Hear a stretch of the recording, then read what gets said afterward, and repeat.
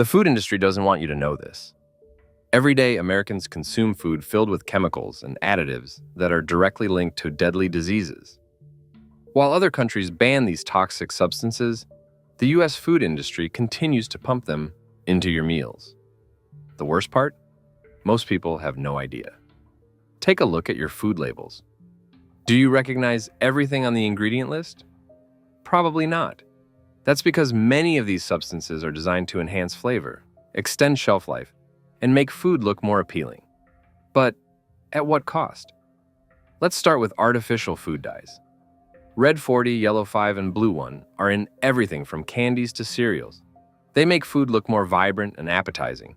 But what they don't tell you is that these dyes are linked to hyperactivity, allergic reactions, and even cancer. In Europe, food manufacturers are required to add warning labels to products containing these dyes. Some countries have banned them entirely. But in the US, they're in almost every grocery store aisle, often marketed toward children. And then there's brominated vegetable oil, BVO. It's used in citrus-flavored sodas to keep ingredients from separating. What they don't tell you is that BVO contains bromine, a chemical also found in flame retardants. Studies have linked it to neurological problems, hormone disruption, and organ damage. Over 100 countries have banned it. The US only recently announced plans to phase it out, but for decades, Americans have been drinking it without knowing the risks. Potassium bromate is another silent killer.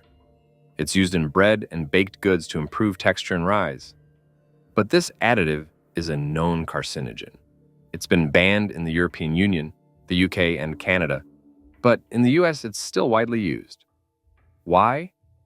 Because the FDA claims that in small amounts it's generally recognized as safe. The problem? Even trace amounts accumulate in your body over time, increasing the risk of cancer. Dairy products in the US come with their own set of problems. RBGH and RBST are synthetic growth hormones given to cows to increase milk production. These hormones don't just stay in the cow, they make their way into the milk you drink, affecting your body in ways you don't realize. Studies have shown links between these hormones and increased risks of breast, prostate, and colon cancer. Many countries have banned their use, but in America, they're still allowed. The dairy industry continues to push these products, while consumers remain unaware of the dangers.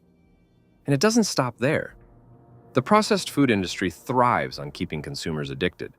High fructose corn syrup is in nearly everything. Soft drinks, snacks, bread, and even salad dressings.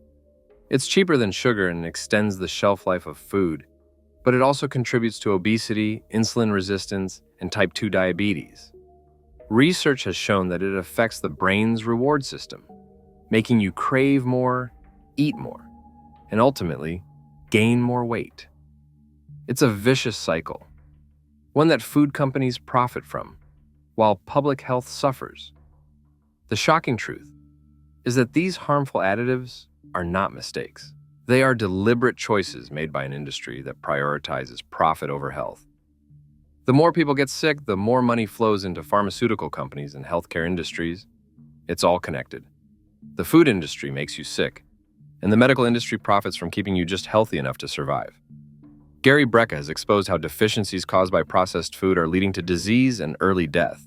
He explains how food is designed to deplete essential nutrients, forcing people to rely on medications instead of real nutrition. You need to stop taking this, in my opinion, stop taking the corticosteroid, get off the statin, because we use big data. So there was a lot of popularity of marginally increased levels, for example, of LDL cholesterol, which has been vilified, in my opinion, wrongfully.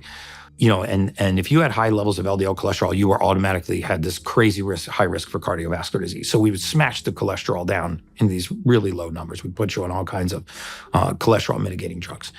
Robert F. Kennedy Jr. has spoken out about regulatory agencies being controlled by the very industries they are supposed to regulate. It's no coincidence that Americans die earlier than Canadians or Germans or Italians or Japanese. And it wasn't always that way. Until the early 1990s, our life expectancy was the same or better than other developed countries. We're finally waking up to this cataclysm, and we're asking ourselves, how in the world did this happen? A big part of it is our diet. Restaurants that serve contaminated food are fined or shut down. But when it's the government that approves the poisons in our food, a few people get very, very rich, and the toxins end up in every supermarket aisle. So what can you do? The first step is awareness. If you don't know what's in your food, you can't make better choices. Start reading labels. If an ingredient sounds like it belongs in a chemistry lab, don't eat it. Stick to whole, unprocessed foods. Choose organic when possible, especially for dairy and produce. Avoid fast food and ultra-processed snacks that are loaded with artificial preservatives. You don't have to be a scientist to know that real food doesn't need a long list of ingredients. The more natural your diet, the better your body functions. And that's exactly what the food industry doesn't want.